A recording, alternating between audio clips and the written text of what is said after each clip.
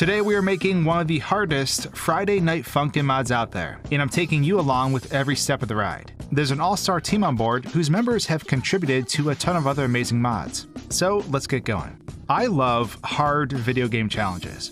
Now, I may not always be able to clear them, but I've always been fascinated by absolutely brutal challenges in games. Heck, some of these end up becoming videos on my channel even.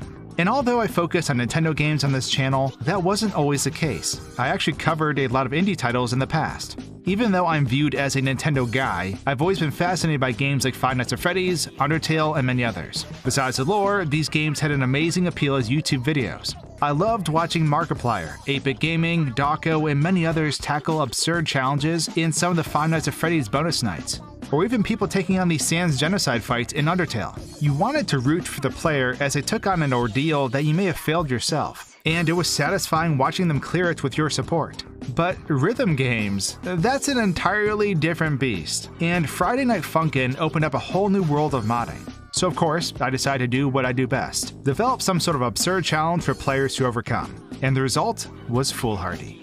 So it comes to no surprise that I'm always tinkering with Nintendo games and altering them in some way to show off their quirks. And indie games aren't really much different. So I set out to make one of the hardest, but still enjoyable, songs for Friday Night Funkin'. And this honestly would have not been possible without the help of KDev, Rosebud, and Starny Art. Together with their talents and my animation skill set, over the course of a few weeks we pulled it together. So for those of you interested in game development, you might find this process kinda neat. So to pull this off, there are really a few key parts: the concept, the programming and charting, the music, and the art. As you can imagine, some of these things can't be pulled off without the other.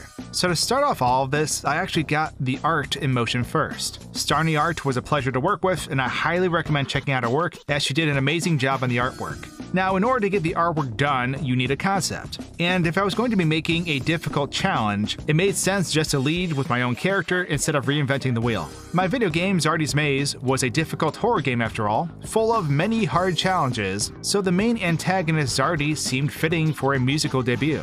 The other reason why I decided to move forward with this character was because of the horror aesthetic. I wanted to go for almost like a black metal type song that was a bit spooky. Think like Dimmy Borgir meets Agretsuko, but with the longevity and timeliness of dragon forces through the fire and flames. You may not know any of those things, or you may know all of them, but basically heavy metal plus cute aesthetic plus crazy fast notes. If you've never watched someone play Through the Fire and Flames on Guitar Hero 3 on the highest difficulty, I highly recommend doing it on YouTube. So we got Zardy, our spooky scarecrow, who normally haunts a corn maze and tries to kill you, now waging war on the mic with you.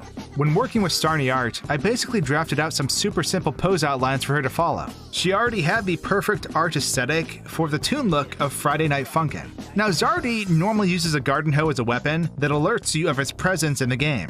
So for this, I pitched the idea of turning his garden hoe into a mic stand, and well, the rest was history. Starny sketched out each pose, and with some tweaking, we had a fully rendered character. Now on the technical side, Friday Night Funkin' uses sprite sheets to basically animate all its characters. You have an idle pose, then a pose for up, down, left, and right. So there's artwork for 5 poses, and from those poses, you can then render out additional frames that serve as the animation for the character. So for Zardy, every pose has 3 frames, and in each frame, I took the existing artwork and animated it. If you draw your character in layers, it's way easier to animate since you can move each individual part. I'd exaggerate certain parts of the character and move the other parts sequentially so that each frame advanced after the other. When played back quickly, it gave the sense of screaming/shouting, which fits perfectly with the heavy metal inspiration we were going for.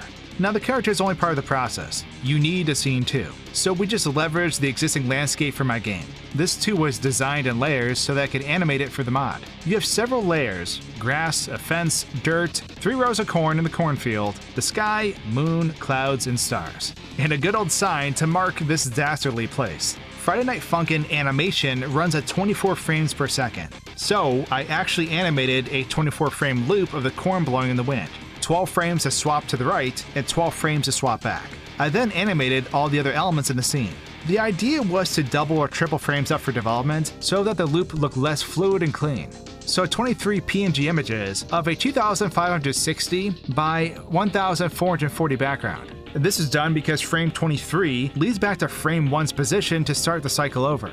Both the character art and the background art can then be used with Adobe Animate to generate a sprite sheet with its own XML file. And these XML files contain references to which specific frames are within and how big the actual frame is out of the whole sprite sheet. This is then used in the game.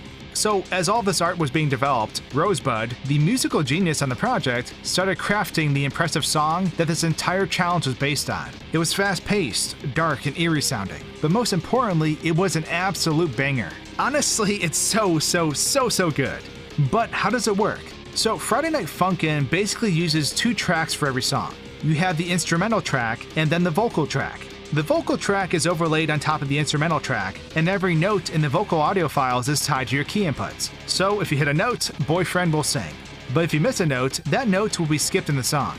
Honestly, a lot of inspiration was derived from the feeling and progression that Through the Fire and Flames instilled in the player back in those early Guitar Hero days. The idea that the song scales in difficulty and ultimately prepares you for the grand finale at the end. You'll need some quick fingers to be able to match Zardy's screaming frenzy at this point in the song. We sampled a lot of different voices for Zardy, from utilizing metal scraping sounds to even bear noises, but ultimately a lot of them didn't work. Rosebud eventually crafted a voice that worked perfectly for scaling notes, and the rest was history. Which brings us to the final section, the programming and the charting. So next up was K-Dev to work his magic. Cade was one of the mad lads behind Witty, and you can thank him for charting that madness for Ballistic. So when I say charting, I'm basically referring to mapping out all the keystrokes needed for the vocal track notes. Each of these needs to be placed and timed out. Cade explained that every key in the game has a 10-frame input window, which is pretty forgiving for rhythm games. Depending on what frame you input the key on will rate you on your key press and affect your score.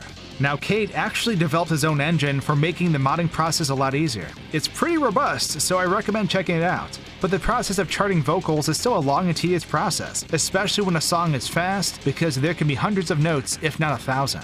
You'll basically be replaying sections over and over again to get the timing right, and to assign keys to those specific notes. And at almost 4 minutes long with a BPM of 200, it's a long trek. But Cade charted it beautifully. And with the art in place, the song Foolhardy was complete. Throw on some health icons and menu graphics, and that is how we made one of the hardest challenges to date for Friday Night Funkin'. This Zardy's a bit different than the one that hunts you down in the dark, but I'm really curious if you can overcome the challenge in Friday Night Funkin'. Even if you can't, the music is a banger, so check it out in the description below.